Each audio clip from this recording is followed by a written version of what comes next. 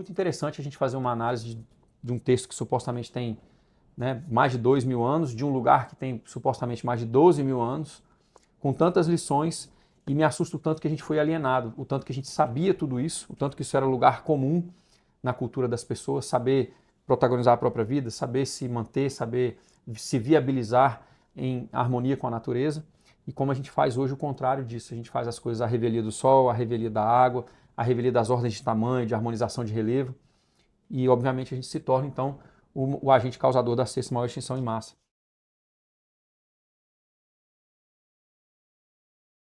Era então seguinte a constituição física daquela planície, conforme ficou conservada durante muito tempo no reinado de muitos reis. O esquema primitivo era um quadrilátero alongado, em grande parte cortado por valas, e o que faltava era completado seguindo o percurso da vala circundante. Quanto à sua profundidade, largura e seu comprimento, embora parecessem inacreditáveis os dados fornecidos, lá deve ter havido, entre outros trabalhos, uma obra de enormes dimensões, feitas pela mão do homem.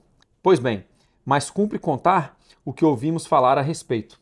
A vala teria cerca de 30 metros de profundidade, 180 metros de largura em toda a sua extensão, e como envolvia a planície inteira, o seu comprimento teria sido de cerca de 1.800 quilômetros. Naquela vala eram captados os rios que desciam as vertentes das montanhas, e como ela circundava toda a planície e atingia a cidade em ambos os lados, fazia com que suas águas escoassem para o mar. Aqui a gente vê um elemento, de novo, de manejo da água de cima para baixo, uma harmonização pelos padrões, e a gente vê a água sendo usada para passar por dentro das cidades dos dois lados, ou seja, mais de uma fonte, e podendo ser usada também para carregar os efluentes para o mar.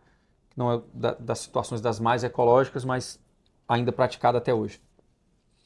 Dessa vala gigante, canais retos, geralmente de 30 metros aproximadamente de largura, saíam de sua parte superior, adentrando a planície e voltando para o trecho que levava para o mar. A distância entre esses canais era de cerca de 100 estádios, ou cerca de 18 quilômetros. Dessa maneira, transportavam a madeira das montanhas para a cidade, bem como todos os demais produtos da estação, que carregavam os veículos depois de terem completado o sistema de ligações transversais entre os canais e a cidade, e faziam 2 colheitas por ano. No inverno, usavam a água de Zeus, ou seja, a chuva, e no verão, a água da qual a terra necessitava e que veio pelos canais. Então, para a estação seca, para a estação úmida, eles usavam as chuvas, e para a estação seca, eles usavam a irrigação dos canais. Então, é uma escala enorme mesmo para os padrões de hoje, né? Mas o que mais me impressiona é como eles usavam os canais para descer da montanha, como eles usavam os canais para escoar as coisas, né? Então, os canais eram uma variável de favorecimento da mobilidade, tanto do escoamento da produção primária, como do escoamento de matérias-primas para construção, com madeira, minério, pedras. E aqui, de novo, a questão do tratamento dos efluentes, né? A água passa pelas cidades e consegue levar o que tem nas cidades para o mar. Então aqui a gente tem a água, um elemento água, assegurando diversas funções. A gente tem um princípio da permacultura que diz o seguinte, que para cada função importante, a gente deve assegurar essa função com 3 elementos. Então, por exemplo, cozinhar, ter a capacidade de processar alimentos na casa é muito importante. Então a gente deve ter, por exemplo, um fogão a gás, um fogão a lenha e um fogão solar. Isso é uma maneira de fazer isso. Num âmbito rural, por exemplo, num sítio, a água é uma função importante. Então a gente pode ter uma água de nascente, uma água de poço artesiano e a água coletada da chuva.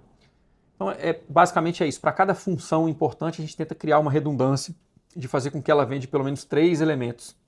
Isso traz para a gente uma resiliência nas áreas mais importantes do nosso viver. Então a gente vê aqui nessa leitura desses trechos vários elementos que têm muita ligação com o planejamento rural regenerativo. O primeiro deles, para a gente pensar habitações rurais, é a utilização de áreas com boa biocapacidade, com capacidade de utilização da água por gravidade, saber usar essa água por gravidade em uma escala de uso de cima para baixo, para trabalhar a biocapacidade e os assentamentos humanos, cuidando das pessoas, dos animais e dos sistemas de produção.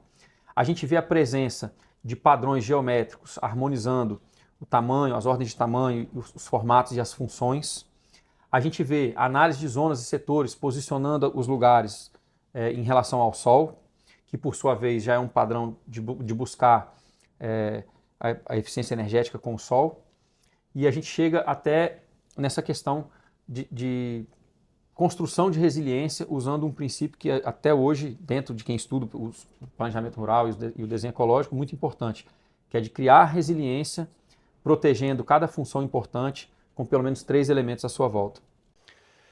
Esse corte que você acabou de assistir faz parte de um vídeo principal que está no canal do podcast Impacto Positivo. Você pode assistir em áudio e vídeo, mas aqui você vai clicar no link da descrição, vai te levar para o vídeo principal. Já estou com quase 8 anos produzindo muitos vídeos, muitas entrevistas sobre planejamento rural, desenho ecológico e gestão de empreendimentos rurais. Clica no link, segue para o outro canal, você vai gostar. Um abraço.